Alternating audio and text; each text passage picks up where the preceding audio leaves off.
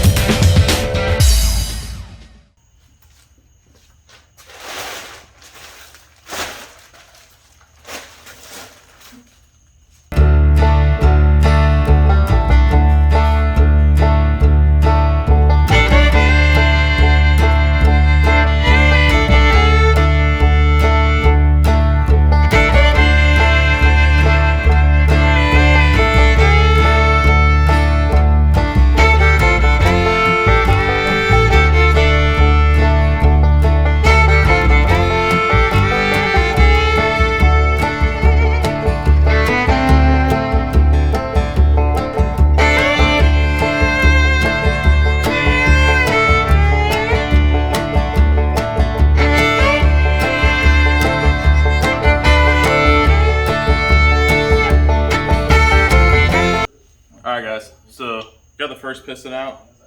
It was really, there was like this thing's got some miles on it, just judging by the lip that was on the top trying to get it out. There's a bunch of carbon built up, so definitely gonna have to hone it.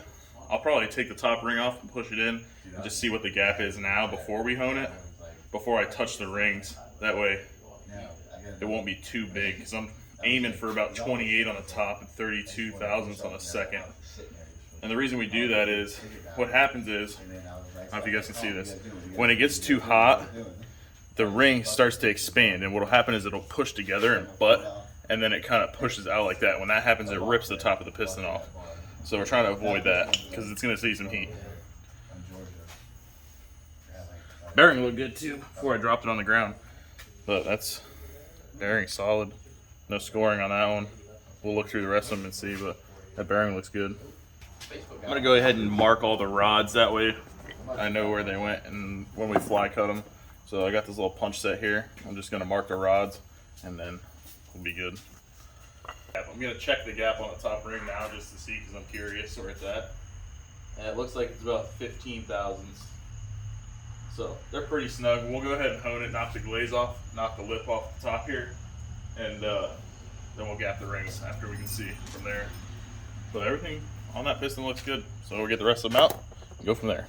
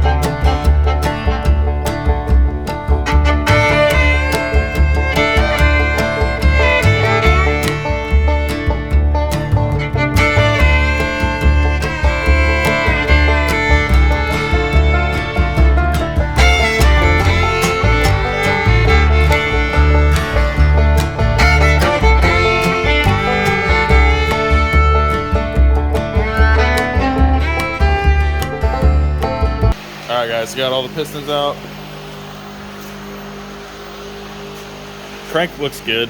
No scoring or anything on that. That's just a little bit like wear, but we'll just clean that up. Maybe give it a polish. I doubt we'll even do that much. Probably just throw it in the parts cleaner and get it all cleaned up. All the pistons look good. They just definitely need to be cleaned, but it spins over good. So I got to get something to get my balancer off. I've lost the piece that I need to actually get it off. So we'll get that off, and I'll see if I have a piece here I can get it off real quick. Then we can pull the crankshaft out, pull the cam out, and then have everything ready to get cleaned up. I have rigged some stuff up here that should hopefully work to get this off.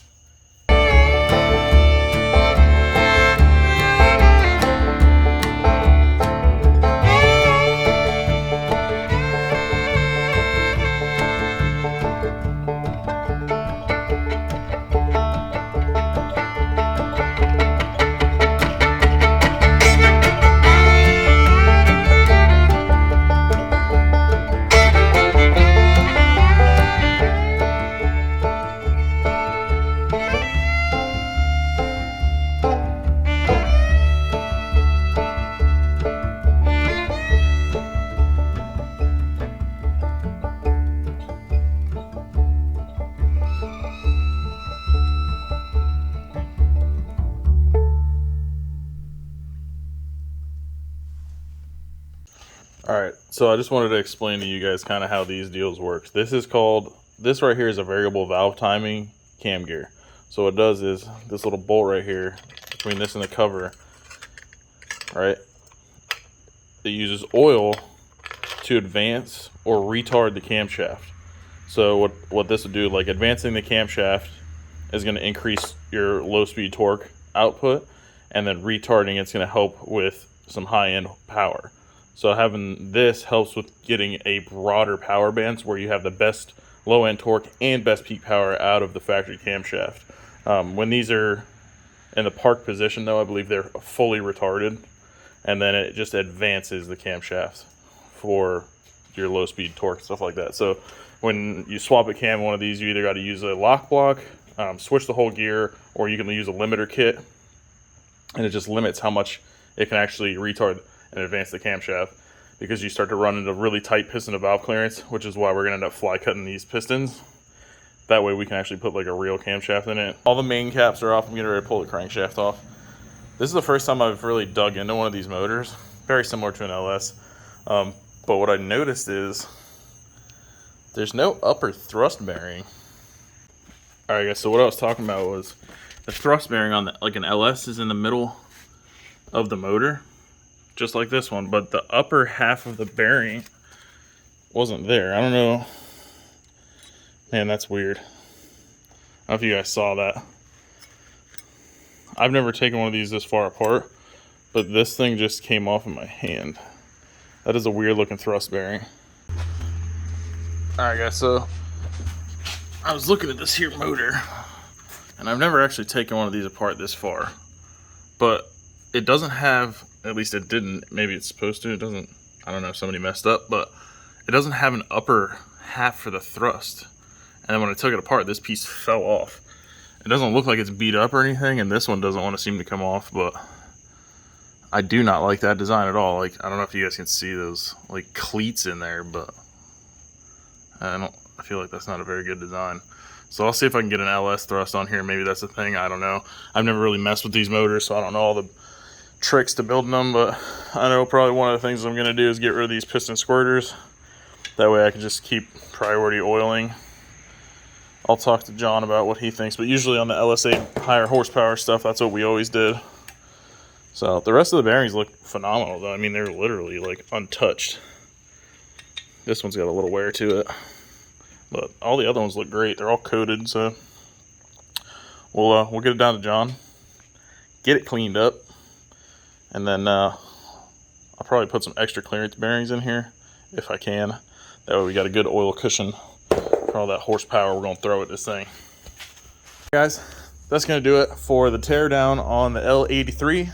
I have to get a new Torx bit because I twisted mine and it's going to break and round those off, and I don't want to deal with that. I don't know why the heck GM did that.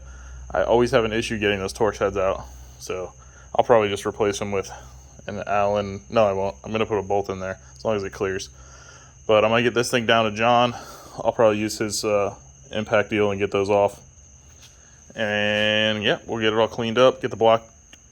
I'm just going to deck it clean so that it's a flat surface, and then we'll probably polish the crankshaft, fly cut the pistons, hone it, gap the rings, deck the heads. I'm thinking of, I know Motion sells the kit to plug off the DI and the heads, but I'd rather just like do a slug and weld it because I'm not ever going to put it back on, and I hate the way that thing looks on there. So I'm going to come up with something for that.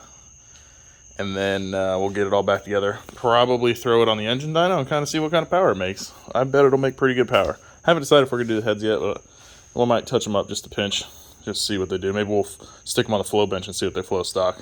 If you haven't, go over to nkpcalibrations.com. Check out the t-shirts. We got the Moonshine t-shirt on there. We got the OG Dr.TuneEmAll t-shirts in stock, ready to go. Moonshine is still doing the pre-order probably for another couple weeks.